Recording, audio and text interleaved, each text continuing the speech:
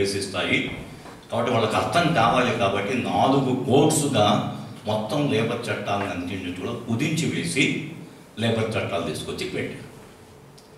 ఈ లేబర్ చట్టాల్లో అన్నిటికంటే భయంకరమైనటువంటిది ఏంటంటే ఏదైనా సంస్థలో లేబరు అంతకు పూర్వము వాళ్ళు యూనియన్ పెట్టుకునేందుకు అవకాశం ఉండేది. ఈ చట్టం ఏం చేసిందంటే ఎక్కడైనా సరే 20 మంది కంటే తక్కువ ఉండేటువంటి ఫ్యాక్టరీలకు సంస్థలకి యూనియన్ పెట్టుకోవడానికి హక్కు లేదు అని చెప్పేసి భారతదేశంలో ఉండేటువంటి పరిశ్రమల్లో 80% పరిశ్రమలు 20 మంది కంటే తక్కువ కార్మికులు ఉండేటువంటి పరిశ్రమలే ఉంటాయి. అంటే ఒక్క దెబ్బకి కార్మికులకు ఉండేటువంటి హక్కుని పక్కకు నెట్టివేస్తుంది. ఇక ఇన్ని రకాలు అంటే ప్రతి రంగంలో కూడా ఈ సంస్కరణలన్నీ కూడా ఎవరి కోసం తీసుకొస్తా ఉన్నారు, ఎవరి ఇంట్రెస్ట్ని సర్వ్ చేసేందుకు కోసం ఈ సంస్కరణలన్నీ కూడా ముందుకు వస్తూ ఉన్నాయి. ఎదుగుతున్నటువంటి విస్తరిస్తున్నటువంటి అదాని అంబానీ సామ్రాజ్యానికి అనుగుణంగా ఉండేటువంటి వ్యవస్థను తయారు చేస్తూనే ఆ వ్యవస్థ నుంచి తిరుగుబాట్లు రాకుండా ఉండాలి అంటే ఓ ధర్మం మోక్షం అనేటువంటిది కూడా అవసరం అని చెప్పేసి భావిస్తున్నటువంటి పరిస్థితి మనకు కనిపిస్తుంది. రాజ్యాంగానికి సంబంధించి రాజ్యాంగంలో మన కొత్త పార్లమెంట్లు ఏర్పడినప్పుడు అందరికీ కూడా కాన్స్టిట్యూషన్ అందరి సభ్యులకు అందరికీ కూడా కాన్స్టిట్యూషన్ పంచినారు. కాన్స్టిట్యూషన్ పంచినప్పుడు కాన్స్టిట్యూషన్లో ప్రియాంబుల్లో ఉండేటువంటి 2 పదాలు ఆ కాన్స్టిట్యూషన్లో లేవు. సెక్యులరిజం అండ్ సోషలిజం అనేటువంటి పదాలు 2 కూడా లేవు. దాంట్లో ఏముంది? జస్టిసు, ఈక్వాలిటీ, లిబర్టీ అనేటువంటివి 3 మాత్రమే ఉంచి ఉన్నారు. మనకు తెలుసు జస్టిస్ అంటే జస్టిస్ ఫర్ ఎవరీ వన్, ఎవరికైనా సరే న్యాయం అనేటువంటిది, సమాన న్యాయం అనేటువంటిది ఎవరికైనా సరే అందాల్సిందే. లిబర్టీ అందరికీ అందాల్సిందే. ఈక్వాలిటీ అందరికీ irrespective of their position equality అందాల్సిందే అనేటువంటి దాన్ని తీసుకొచ్చినారు రాజ్యాంగంలో. చెప్పకుండానే ఈ మార్పును తీసుకొచ్చాను. అది ఏమన్నారంటే ఓల్డ్ కాపీ కదా, ఆ ఓల్డ్ కాపీని మేము అందరికి పంచినాము కాన్స్టిట్యూషన్లో, అమెండెడ్ కాదని చెప్పేసి మాట్లాడుతున్నప్పుడు ఎక్కడి నుంచి అయినా సరే నిరసన వచ్చిందా? భారతదేశంలో ఇలాంటి మార్పులు వస్తున్నాయి, దీన్ని మనం వ్యతిరేకించాలనేటువంటి నిరసన ఎక్కడి నుంచి వచ్చిందా? నిరసన ఎక్కడి నుంచి రాదా? ఎందుకు రాదంటే ఎవరికైతే శక్తి సామర్థ్యాలు ఉన్నాయో పద్మజ చెప్పి ఉన్నారు. మ్యానుఫ్యాక్చరింగ్ ఆఫ్ కన్సెంట్ ఈ వ్యవస్థలు అంటే ఈ యొక్క మీడియా కానీ ఇన్ఫర్మేషన్ ఇవన్నీ కూడా ఏం చేస్తున్నాయంటే ఒక ఆమోదాన్ని సంపాదించేందుకు కోసం ఈ ప్రయత్నం చేస్తున్నాయి. దీన్ని వ్యతిరేకించేటువంటి వర్గాలు ఏవైనా వ్యతిరేకించే ప్రయత్నం చేస్తే దానంతా కూడా ఏమని మాట్లాడతారు అంటే ఇవి కొన్ని వర్గాలు చేస్తున్నటువంటి ప్రయత్నాలు మాత్రమే అని మాట్లాడుతారు. ఉనా జరిగింది మనకు గుజరాత్లో. ఉనా దాడులు జరిగినప్పుడు అక్కడ ఉండేటువంటి దళిత్ వర్గాలన్నీ కూడా పెద్ద ఎత్తున గుజరాత్లో క్యాంపెయిన్ నడిపాయి. అప్పుడే మన ఎవరైనా పేరు జిగ్నేష్ మేవాని హైలైట్లోకి వచ్చాడు. అదేవిధంగా పంజాబ్, హర్యానా, ఉత్తరప్రదేశ్ రైతాంగం పెద్ద ఎత్తున ఉద్యమం తీసుకొచ్చారు. అప్పుడు అది ఫార్మర్ స్ట్రగుల్ అంటే ఒక సెక్షన్, భారతీయులు అందరూ కాదు, ఒక ఫార్మర్ స్ట్రగుల్ అని ఒక సెక్షనల్ స్ట్రగుల్గా దాన్ని చిత్రీకరించే ప్రయత్నం చేశారు. జార్ఖండ్లో పతల్గడి ఉద్యమం నడిచింది. అది కేవలం ఒక ట్రైబల్ ఉద్యమంగా దాన్ని చిత్రీకరించే ప్రయత్నం చేశారు. యాంటీ సిఏఏ ఉద్యమం జరిగింది. దాన్ని ముస్లిం స్త్రీలు కొనసాగిస్తున్నటువంటి ఒక సెక్షనల్ ఉద్యమంగా దాన్ని విడగొట్టేటువంటి ప్రయత్నం చేసి ఉన్నారు. ఎందుకు ఈ విషయాన్ని నేను ముందు పెట్టే ప్రయత్నం చేస్తున్నానంటే మిత్రులు చీటి పంపించి ఉన్నారు, ఫాసిస్టు ధోరణులు ఎదుర్కొనే స్ట్రాటజీస్ పైన ఫోకస్ చేయండి అని. నేను మాట్లాడుతున్నదంతా ఎవరు నష్టపోతున్న వాళ్ళందరినీ కూడా మనం సమాయత్తం చేసుకుంటే తప్ప ఫ్యాసిస్టులు చేస్తున్నటువంటి దాడిని మనం ఎదుర్కొనడం అనేటువంటిది సాధ్యం కాదు. ఎవరు నష్టపోతున్నారు? నష్టపోతున్న వాళ్ళని గురించి మనం ఆలోచించకపోతే ఎట్లా? అదొక అదే ఆర్టికల్లో రాశాడు. 3 ఆల్టర్నేటివ్స్ చెప్పాడు. ఒకటి, ఈ ఎవరైతే అప్రెస్డ్ సెక్షన్స్గా ఉన్నారో ఈ అప్రెస్డ్ సెక్షన్స్ ఉన్నటువంటి వీళ్ళందరినీ కూడా మనం సమాయత్తం చేసేటువంటి ప్రయత్నం ఒకటి జరగాలి. రెండవది, మనలో మనం ప్రశ్నించుకోవాలి. ఏమని ప్రశ్నించుకోవాలి అంటే, నేను నా యొక్క ఉన్నతిని లేదా నా ఉన్నటువంటి ప్రివిలేజ్ని నేను పోగొట్టుకుని రెడీగా ఉన్నానా? ఒక పురుషుడిగా, ఒక డబ్బు ఉన్నవాడిగా, ఒక భూస్వామిగా నేను నా యొక్క స్థితిని పోగొట్టుకోవడానికి నేను సంసిద్ధంగా ఉన్నానా? మూడవది వచ్చేసి, ఫ్యాసిస్ట్ వ్యతిరేక ఉద్యమాలకు స్పేస్ లేదు అని మాట్లాడతారు. బాలగోపాల్ స్పేస్ ఎక్కడ ఉంది అంటే, స్పేసు ప్రజల మెదుడులో ఉంది అని. మీరు ప్రజల మెదుడులోకి వెళ్ళగలిగితే, ఆ స్పేస్లోకి మీరు ప్రవేశించగలిగితే, ఆ స్పేస్ని మీరు క్యాప్చర్ చేయగలిగితే మీరు దీంట్లో విజయం సాధిస్తారు. మరి ఆ స్పేస్ని విజయం సాధించుకోవాలి అంటే మనం ఇవన్నీ మాట్లాడుకుంటే ఫ్యాసిజం పూర్తిగా మనకు అర్థం కాదు. నేను మొదట ఆరంభించినప్పుడు చెప్పినట్లుగా ముస్సోలిని, హిట్లరు మాత్రమే ఫ్యాసిజానికి ప్రతీకలు కాదు. There is inbuilt fascist tendencies.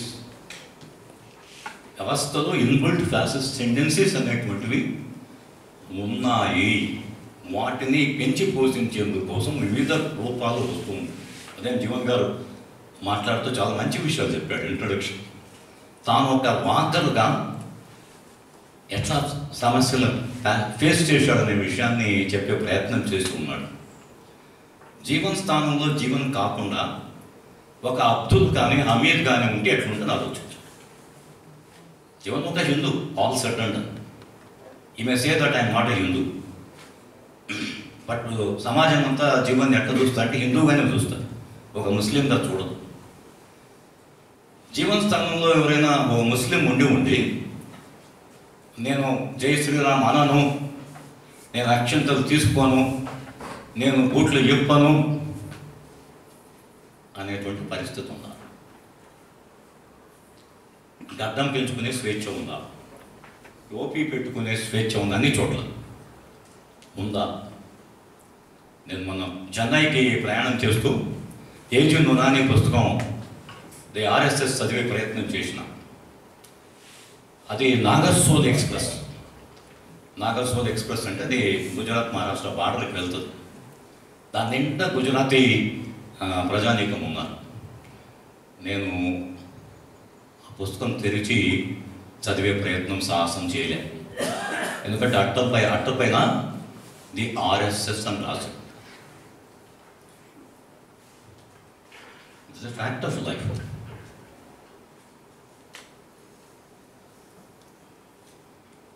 చాలా ధైర్యవంతం ఉండొచ్చు మీలో.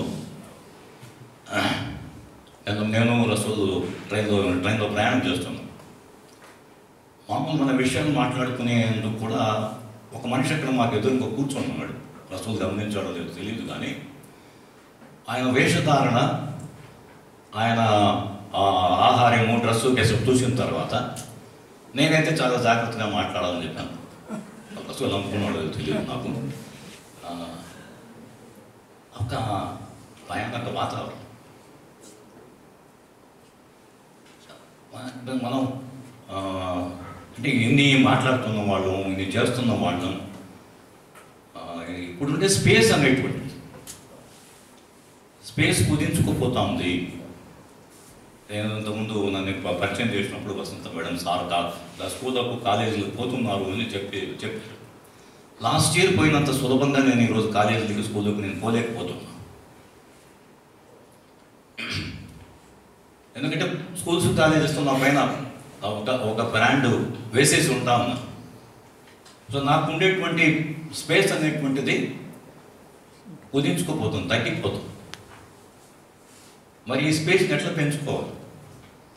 ఈ స్పేస్ని పెంచుకునేందుకోసం మనం చేయాల్సినటువంటి ప్రయత్నాలు ఏంటి? మనం వాదోపవాదాలకు దిగొద్దు, వాళ్ళని కాంట్రవర్సీలు లాగొద్దు, అవన్నీ కూడా ఓకే, అక్సెప్ట్.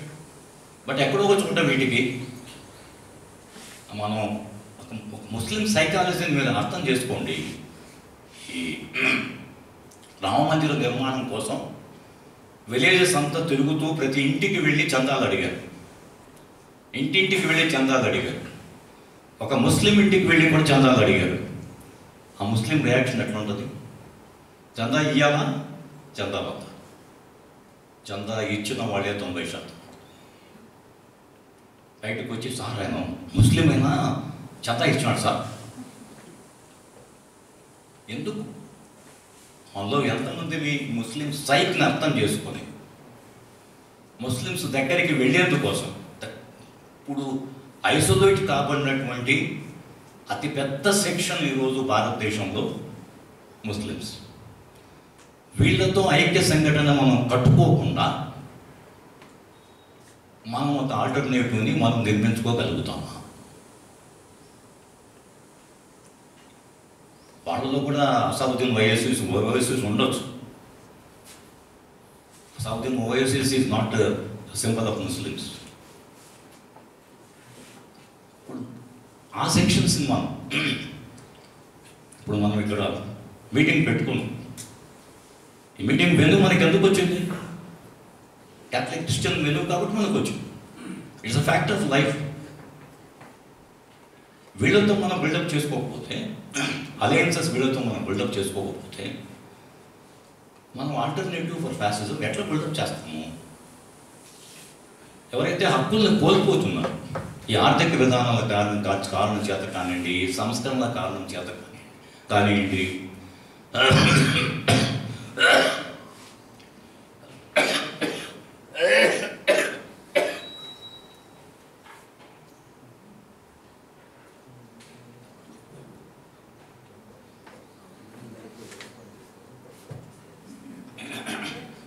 మనం స్పేస్ని పొందే ప్రయత్నం చేస్తూ ఉంటే అటుపక్క వాళ్ళు మరింత పెద్ద ఎత్తున మన స్పేస్ని కొల్లగొడుతూ ఉన్నారు.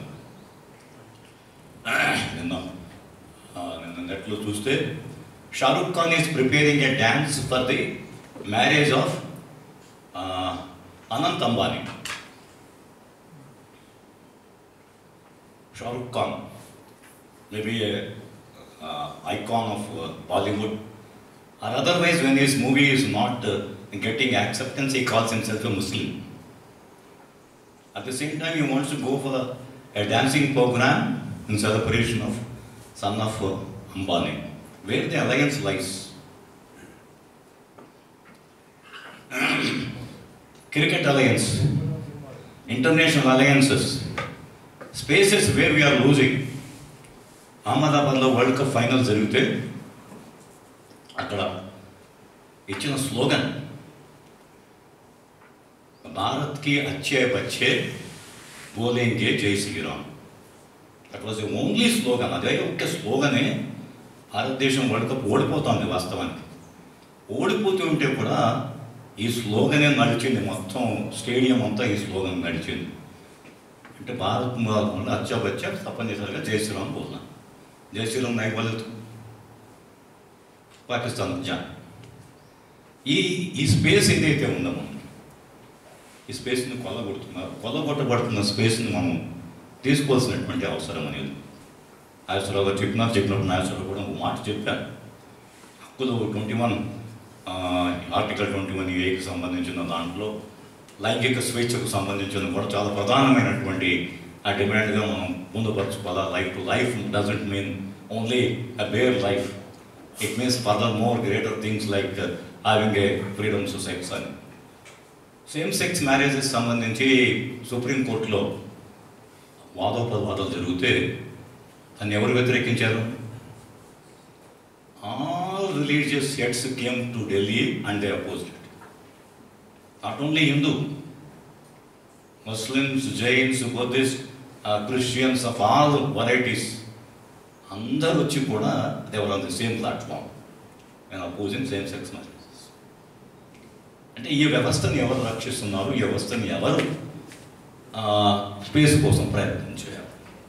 సో మనం ఎలాంటి యునైటెడ్ ఫ్రంట్ని కట్టుకోవాలి, ఏ విధంగా దీన్ని మనం ఎదుర్కోవాలి, ఆల్టర్నేటివ్ కల్చర్ బిల్డప్ చేయాలని నాగేశ్వరరావు గారు మాట్లాడుతున్నారు. We have a rich history. Charvakas నుంచి మొదలు పెట్టుకుంటే we have a very rich history.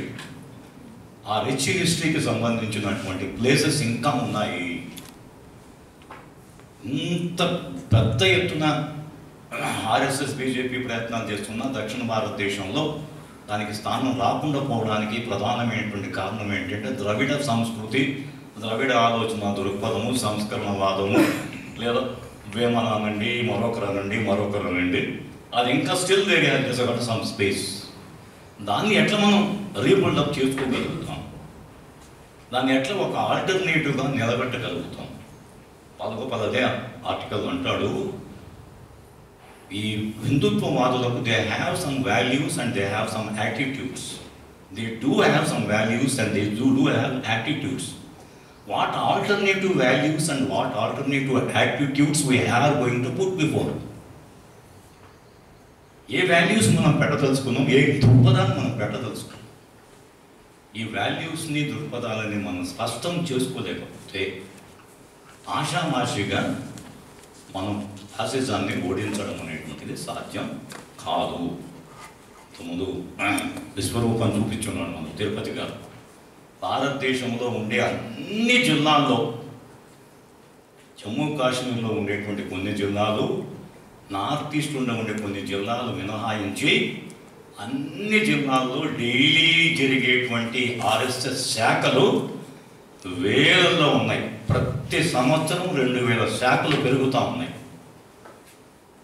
BMS, భారతీయ మజ్దూర్ సంఘ్ యొక్క సంఖ్య ఈరోజు 1 కోటి. సిపిఐకి సంబంధించినటువంటి ఐటెక్ కానీ, కాంగ్రెస్ పార్టీకి సంబంధించిన ఇంటెక్ కానీ 38 లక్షలు 33 లక్షల మంది సభ్యత్వం కార్మికుల్లో. మన కార్మిక వర్గం మాది, కార్మికులు మేము కార్మిక రాజ్యం. కార్మికుల మీద లేరు, కార్మికులు బిఎంఎస్తో ఉన్నారు. విద్యార్థుల మీతో లేరు, విద్యార్థులు ఏబీవీపీతో ఉన్నారు. ఎవరి మీతో ఉన్నారని మీరు ప్రశ్నించుకోండి. మీరు ప్రశ్నించుకొని ఆల్టర్నేట్ని బిల్డప్ చేసుకునేందుకు కోసం మీరు ప్రయత్నం చేయాలి. ఆ ప్రయత్నం హెచ్ఆర్ఎఫ్ అంటే ఇవి ఒకేసారి ఆల్టర్నేట్ ఆకాశం నుంచి ఊడిపడదు, ఆకాశం నుంచి ఊడిపడదు. అదే సమయంలో మనం అన్కాంప్రమైజింగ్గా ఈ విషయాన్ని గుర్తిస్తూ ఎక్కడైతే రాజ్యాంగానికి భంగం వాటిలతో ఉందో చాలా స్పష్టంగా we do believe in this constitution. ఈ కాన్స్టిట్యూషన్ చాలా ఆల్టర్నేటివ్స్ని మనకు ఆఫర్ చేస్తూ ఉంది. ఈ కాన్స్టిట్యూషన్లో మనకు ఏమైనా తక్కువ ఎక్కువ ఉంటే వాటిని సంస్కరించుకునేందుకోసం మనం ప్రయత్నం చేద్దాం. అంతకు మినహా మరో మార్గం అనేటువంటిది మన ముందు లేదు. మన ముందు ఉండేటువంటిది కాన్స్టిట్యూషన్ని కాపాడుకుంటూ మన హక్కుల్ని మరింత విస్తృతపరుచుకుంటూ మరింత ఎక్కువ పోరాటాలు చేస్తున్న వాళ్ళకి మన యొక్క సహాయ సహకారాలని, మన యొక్క మోరల్ కరేజ్ని అందించడమే మనం చేయగలిగింది. ధన్యవాదాలు.